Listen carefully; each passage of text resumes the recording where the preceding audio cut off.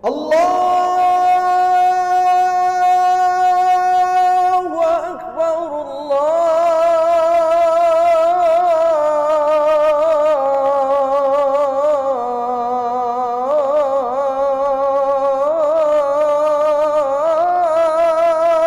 kita bahas adalah fitnah zaman.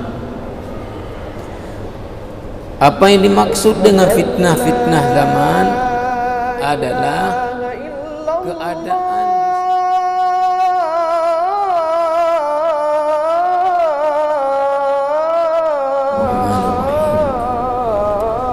Assalamualaikum warahmatullahi wabarakatuh.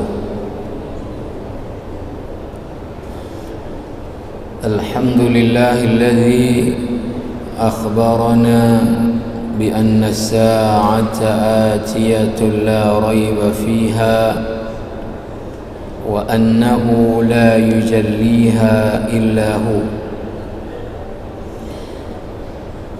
والصلاة والسلام على النبي المصطفى الذي أخبرنا بأماراتها وعلى آله وأصحابه ذوي الهدى ومن تبعهم بإحسان إلى يوم الدين. أما بعد. Hadirin hadirat sidang jamaah salat maghrib yang dimuliakan Allah, para pendengar Radio Baitur Rahman RRI dan juga stasiun radio lainnya yang menyiarkan secara langsung halaqah maghrib dari Masjid Raya, rahimani wa rahimakumullahu jami'an. Alhamdulillah, Allah kembali pertemukan kita malam ini, baik secara langsung di masjid maupun melalui media radio. Mudah-mudahan kita menjadi orang-orang yang mendengarkan nasihat Allah dan dapat mengamalkannya dalam kehidupan kita sehari-hari. Allahumma ja'alna mimman yastami'una al-qawla fayattabi'una ahsana. Kembali kita lanjutkan pembahasan tentang fitnah zaman. Kita sudah sampaikan dari beberapa pertemuan yang lalu bahwa di antara tanda-tanda mendekati terjadinya kiamat kubra, hancurnya alam semesta ini, adalah terlebih dahulu terjadi berbagai hal di dunia ini, sehingga oleh para ulama dikelompokkan ke dalam 3 kelompok. Satu kelompok tanda-tanda yang sudah terjadi dan tidak akan terulang lagi. Di antaranya adalah diutusnya Nabi Muhammad sebagai Nabi akhir zaman. Berarti kita sudah di zaman yang akhir, tidak ada lagi Nabi dan Rasul setelah Nabi Muhammad. Yang kedua adalah kelompok tanda-tanda yang sudah terjadi dalam kehidupan ini dan dia akan terus terjadi. Sifatnya seperti ombak di laut, dia timbul tenggelam, ada kalanya berat, ada kalanya ringan. Untuk kelompok yang ketiga adalah tanda-tanda yang belum terjadi sekarang ini, sampai sekarang ini belum terjadi, tapi pasti dia pada saatnya ke depan akan terjadi. Di antaranya akan datang Dajjal, akan turun Isa alaihi salam, Imam Mahdi yang akan membunuh Dajjal, akan keluar Ya'juj wa Ma'juj. Nah, di antara tanda-tanda yang sudah terjadi dalam kehidupan ini dan dia akan terus terjadi seperti ombak di laut, hilang timbul. Ada kalanya dia besar, ada kalanya kecil. Di antaranya yang sedang kita bahas adalah fitnah zaman. Apa yang dimaksud dengan fitnah zaman adalah keadaan di suatu zaman yang akan menguji keimanan kita. Apakah kita dapat mempertahankan iman kita, ataukah kita kemudian akan ikut menyesuaikan dengan zaman yang buruk tersebut. Nah, kita sudah bacakan berbagai hadis terkait dengan ini. Di antaranya adalah hadis Huzaifah ibnul Yaman, riwayat Imam Bukhari dan Muslim, yang bertanya secara khusus tentang perjalanan waktu dari sisi baik buruknya, bukan dari sisi perkembangan ilmu pengetahuan teknologi, bukan dari sisi pertumbuhan ekonomi, bukan dari sisi infrastruktur, tapi khusus ditanya tentang baik buruknya perilaku manusia dalam kehidupan ini bila dijadikan barometer ukurnya adalah syariat, ketentuan-ketentuan agama. Nah, kita sudah mengikuti bahwa Huzaifah bertanya tentang keburukan zaman karena takut kalau zaman buruk itu artinya zaman banyak sekali maksiatnya, zaman di mana orang-orang sudah mengikut syahwatnya, zaman di mana orang-orang menjadikan orientasi hidup materi duniawi. Huzaifah takut hidup di zaman seperti itu. Maka ketika Rasulullah menjelaskan tahapan-tahapan dari pergeseran zaman sampai kepada zaman tidak ada lagi kelompok orang baik, tidak ada lagi pemimpin yang baik, semua sudah busuk. Maka Huzaifah bertanya, apakah dalam keadaan seperti itu kita sesuaikan saja dengan keadaan zaman, kita ikut saja orang ramai, karena memang sudah cukup sulit untuk kita bisa mempertahankan kebenaran dan keimanan, karena semua sudah rusak. Maka permintaan Rasulullah kepada Huzaifah, tinggalkan semua mereka tadi yang sudah rusak dan busuk itu, asingkan diri kamu ke hutan.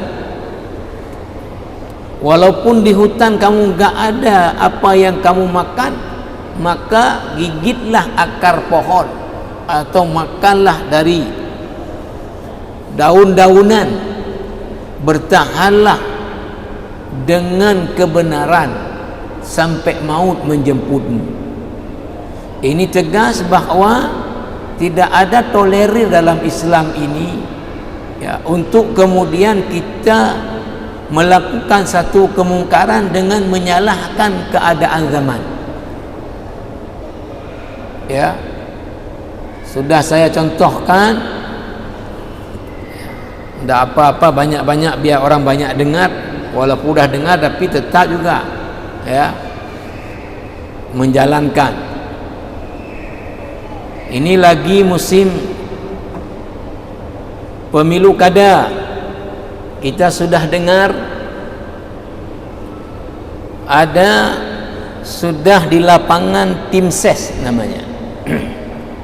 Itu mencari KTP KK siapa yang mau memilih orang tertentu, per orang 200.000, 300.000. Ini jelas adalah praktek sogok menyogok dan tegas hukumnya. Ini ijma', tidak ada beda pendapat ulama, adalah haram. Lalu kalau kita tanya orang yang memberi, dia katakan kayak mana lagi sekarang kalau kita enggak kasih yang enggak dipilih. Jadi kita kasih ini memang keadaan zamannya sudah menuntut kita untuk harus melakukan sogok menyogok. Jadi istilahnya dia tidak salah melakukan itu karena yang salahnya zaman. Sementara Nabi mengatakan tadi, bertahanlah kamu dengan kebenaran walaupun semua orang sudah busuk.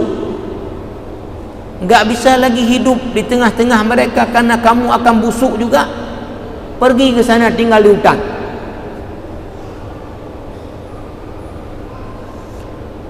Kemudian jamaah rahimakumullah, kita juga sudah membacakan hadis dari Abu Hurairah riwayat Imam Muslim, ketika Rasulullah meminta kita selama keadaan untuk berbuat amal baik itu terbuka, karena zaman yang sangat buruk belum tiba. Buruk udah di zaman buruk kita, tapi tidak sampai buruk sekali. Selama zaman yang buruk sekali itu belum sampai, dan kalian masih bisa berbuat amal kebaikan, perbanyak. Badiru bil a'mali fitanan, karena nanti akan datang zaman di mana keadaannya seperti orang berjalan dalam kegelapan malam. Kenapa pada zaman itu? Ya karena pada zaman itu ada orang di pagi hari beriman, malam hari udah kafir. Malam hari beriman, besoknya udah kafir. Karena apa? Menjual agama demi materi duniawi. Kemudian jamaah rahimakumullah, kita sudah baca juga hadis Rasulullah ketika membacakan ayat Al-Maidah ayat 105. Hai orang-orang yang beriman, jagalah diri kalian. Ya ayyuhalladzina amanu alaikum anfusakum la yadhurrukum man dhalla idza ihtadaitum.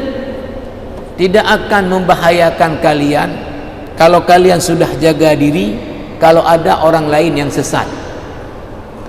Kalau kalian sudah jaga diri, enggak akan berbahaya kalau orang-orang lain sudah maksiat. Yang penting enggak sanggup jaga orang ramai, jaga diri. Lalu Nabi membacakan satu hadis riwayat Abu Dawud dengan derajat yang sahih, suruh orang buat baik, cegah orang dari buat mungkar. Sampai kapan? Sampai kamu melihat orang-orang sudah tamak kepada harta, hawa nafsu diperturut, orientasi hidup adalah dunia. Orang sudah kagum dengan kelebihan dirinya, maka waktu itu sulit kamu bisa cegah kemungkaran. Maka jaga dirimu, tinggalkan orang ramai. Jaga dirimu, tinggalkan orang ramai.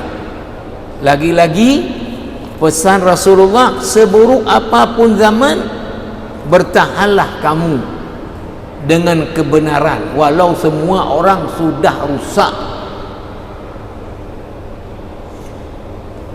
Kita juga sudah membahas hadis sahih Muslim ketika Rasulullah mengatakan bahwa hati orang beriman itu tidak akan luput dalam hidup ini diserang oleh fitnah zaman.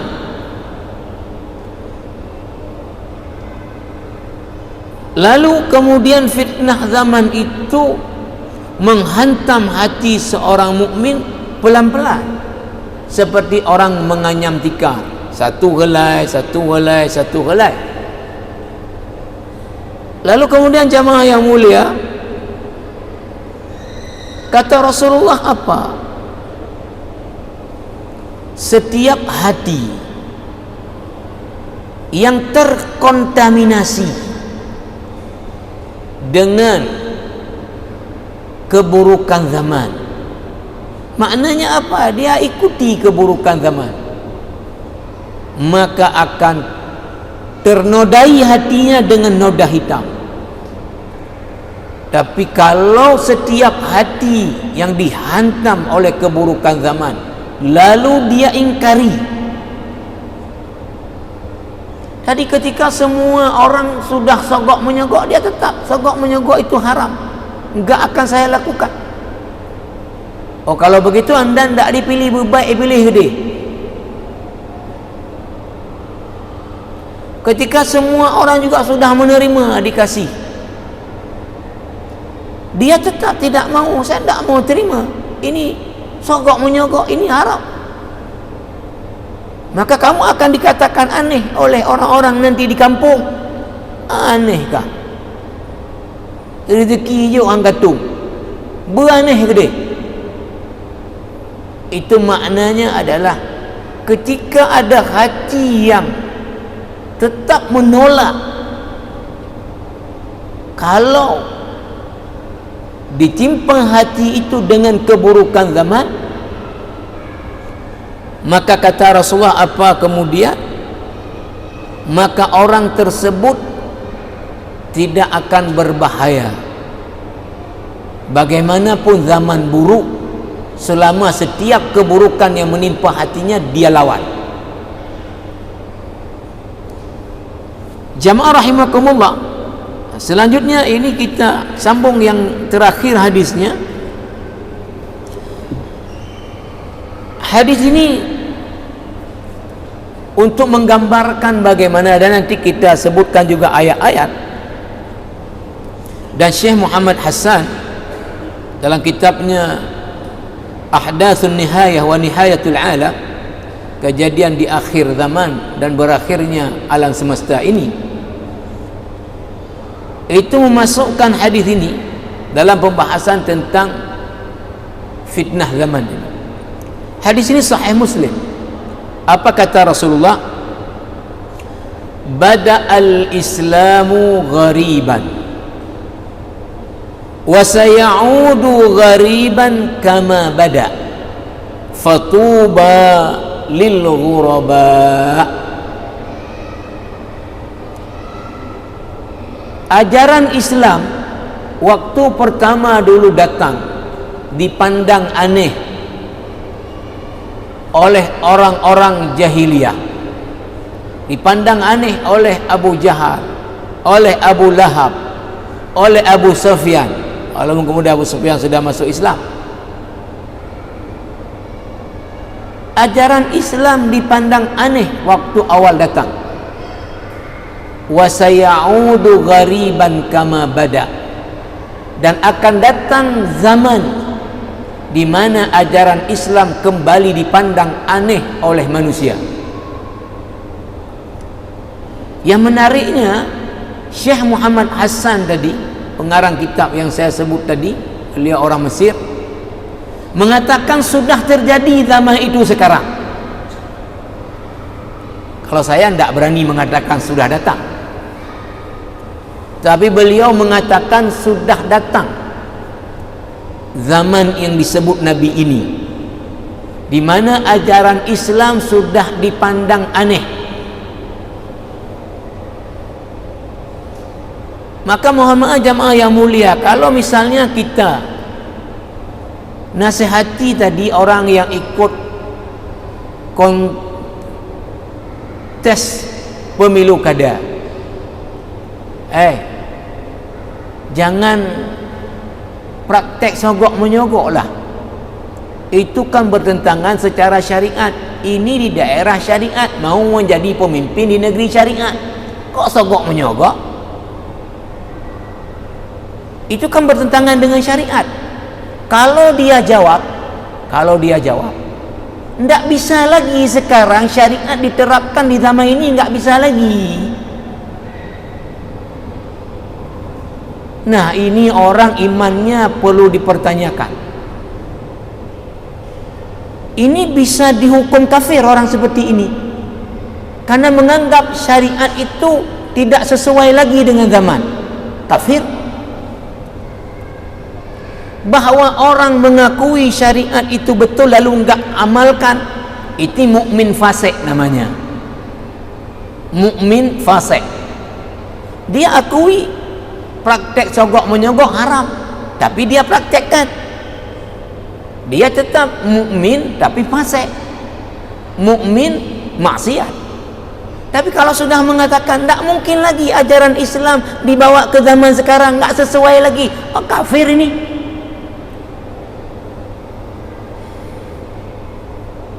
Konsep Islam enggak cocok lah dengan sistem pemilu kita. Kalau pakai konsep Islam yang enggak terpilih lah.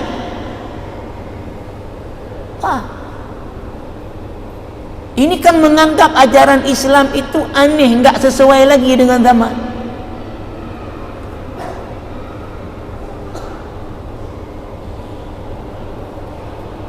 Nah, Syekh Muhammad Hassan yang saya sebut tadi, beliau menyimpulkan bahawa fitnah zaman itu secara kelompok besarnya terdiri dari dua. Satu fitnah syahwat, dua fitnah syubhah. Syubhah itu apa? Ungkapan-ungkapan yang membuat seorang muslim itu ragu dengan ajaran Islam, nama syubhah.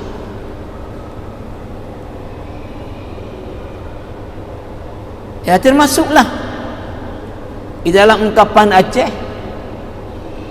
menyata patih haba kitab utu pekap amdu merata. Ini syubhat.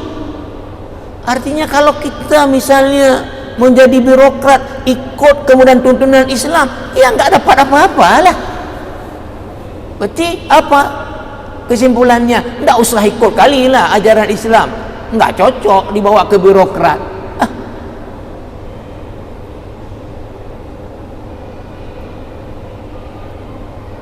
Lihat apa kata Nabi. Sekarang mungkin ya tadi keadaannya sudah sampai kepada, kalau kita maju sebagai caleg lalu kita tidak ada sogok menyogok, itu akan dikatakan oleh orang apa? Caleg aneh. Aneh. Orang lain semua sogok, dia idealis yang enggak dipilih lah. Aneh. Mungkin orang yang di kampung juga ketika diberi kemudian enggak mau terima, akan dikatakan aneh. Orang lain semua ambil, dia enggak terima. Aneh. Lihat apa kata Rasulullah. Islam waktu datang awalnya ajarannya dianggap aneh, dan akan balik lagi nanti pada zamannya. Kapan zaman Nabi sudah prediksi dari dulu, kembali dianggap ajaran Islam itu aneh. Maka apa ujung hadisnya? Fatuba lil ghuraba, beruntunglah orang-orang yang di zaman itu dianggap aneh. Fatuba lil ghuraba, beruntunglah orang-orang yang dianggap aneh. Maka tadi saya katakan, kalau kita dikatakan oleh orang, atai juk boleh caleg, hai cok, aneh, aneh gede. Yang penting beruntung di akhirat nantinya. Yang maju caleg, ana modal depu. Dengan idealisme aneh, bahaneh deh.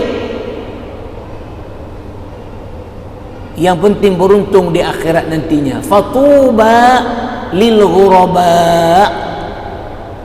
Beruntunglah orang-orang yang dipandang aneh di zaman itu.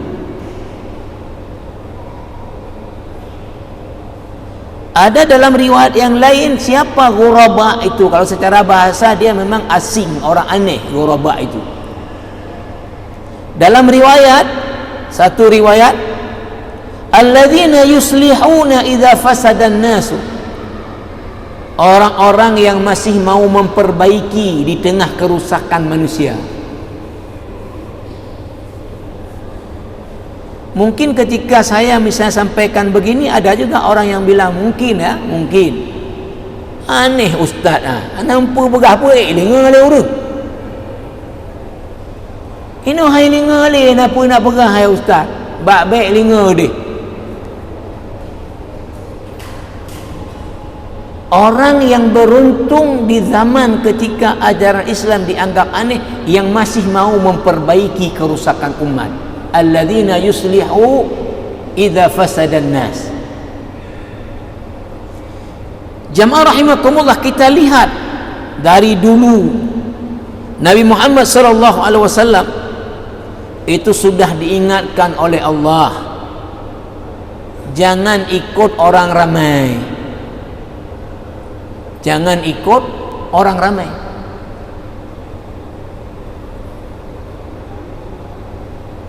Kalau orang yang tadi mau kemenangan, ya harus ikut orang ramai. Kalau enggak menang. Lalu kayak mana maunya orang ramai? Disesuaikan. Kalau sampai mungkin zamannya orang suka minum khamar dan khamar itu adalah hal yang dibolehkan, maka siapa yang maju pilkada bagi-bagi khamar kepada pemilih. Sesuaikan. Zamannya udah seperti itu.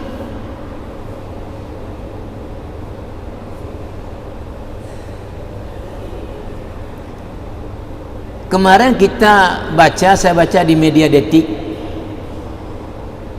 bahwa ada 2 orang menggugat ke Mahkamah Konstitusi untuk merubah pasal-pasal yang mengharuskan warga Indonesia ini beragama, berkeyakinan kepada Tuhan Yang Maha Esa. Dia mengajukan gugatan agar diberi kebebasan orang untuk tidak beragama. Diberi kebebasan orang untuk tidak beragama. Karena menurut orang ini ketika memaksa orang, jadi hak asasi manusia itu tidak diakomodir. Hak dasar orang mau beragama enggak beragama itu kan hak dia. Kenapa dipaksa-paksa oleh undang-undang? Ya, pikiran. Tapi ditolak oleh Mahkamah Konstitusi karena sila pertama kita memang ketuhanan Yang Maha Esa. Kalau mau hapus itu dulu. Nah, artinya kan saya melihat dari segi nama Islam juga. Tak tahu saya agamanya apa. Ya pokoknya dia mengajukan kayak mana di Indonesia ini kalau ada orang yang enggak mau beragama dibolehkan. Beragama itu pilihan.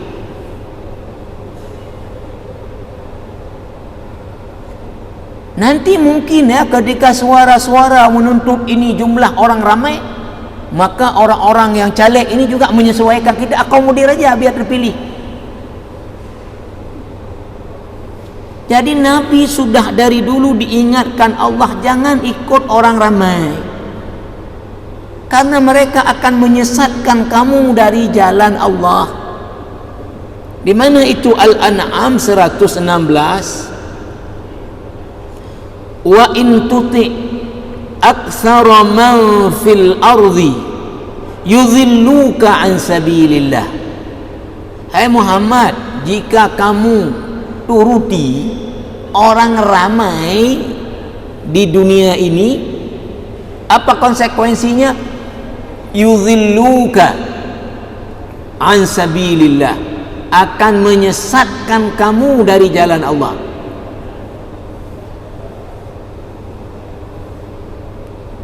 Kalau kamu Muhammad ikut orang ramai,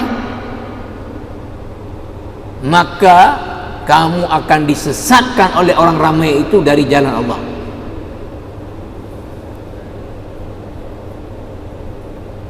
Ya, kita sebut tadi, kalau orang memang kepentingannya kepada suara, ya ikut orang ramai. Nabi Muhammad secara khusus diingatkan Allah, jangan ikut orang ramai.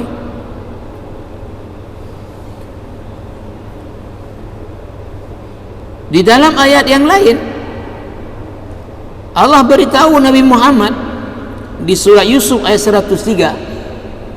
Surah Yusuf ayat 103, "Wa ma aktsarun nasi walau harasta bimu'minin." Tidak akan, hai Muhammad, ke manapun kamu ingin, kebanyakan orang itu beriman, gak akan.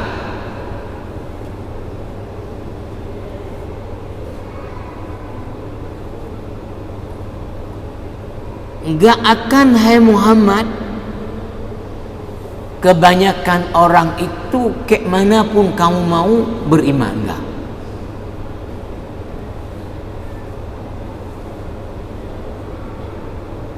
Makanya apa yang kita ingin ambil kesimpulan, bahwa jangan merasa sedih kalau kita jadi minoritas ketika kita bertahan dengan kebenaran.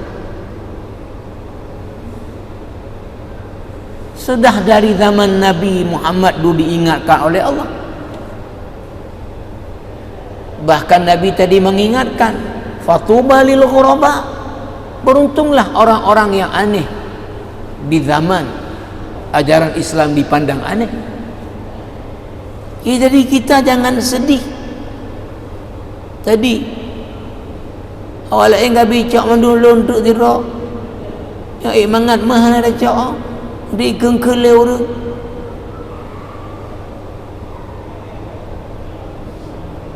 Beruntunglah orang-orang yang dipandang aneh.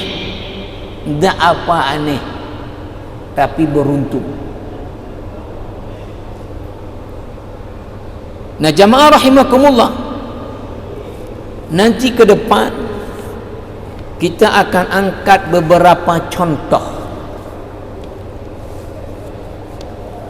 bagaimana orang-orang hebat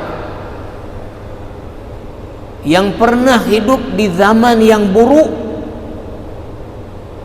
tapi tetap bertahan dengan kebenaran walaupun ancamannya nyawa. Kalau kita sekarang bertahan dengan kebenaran, apa ancamannya? Kalau maju caleg enggak sogok, enggak dipilih, kan cuma itu, kan enggak dibunuh. Kalau kita enggak mau terima diberi caleg, apa ancamannya? Apa konsekuensinya? Ya paling dikata-katain. Aneh, jauh rezeki yang hitung, kan enggak dibunuh. Enggak dibunuh. Kita misalnya di satu instansi sebagai birokrasi, enggak mau kita kalau enggak benar. Paling apa? Enggak dikasih jabatan, tapi kan enggak dibunuh. Kalau kita ikut tender, enggak mau kita sogok-sogok panitia tender. Apa konsekuensinya? Enggak menang kan? Itu aja. Ada dibunuh? Enggak. Tapi nanti kita angkat contoh-contoh bagaimana orang-orang dulu menghadapi keburukan zaman yang ancamannya adalah nyawa, dan di antara mereka ada yang sampai kemudian mempertahankan kebenaran itu dihukum mati.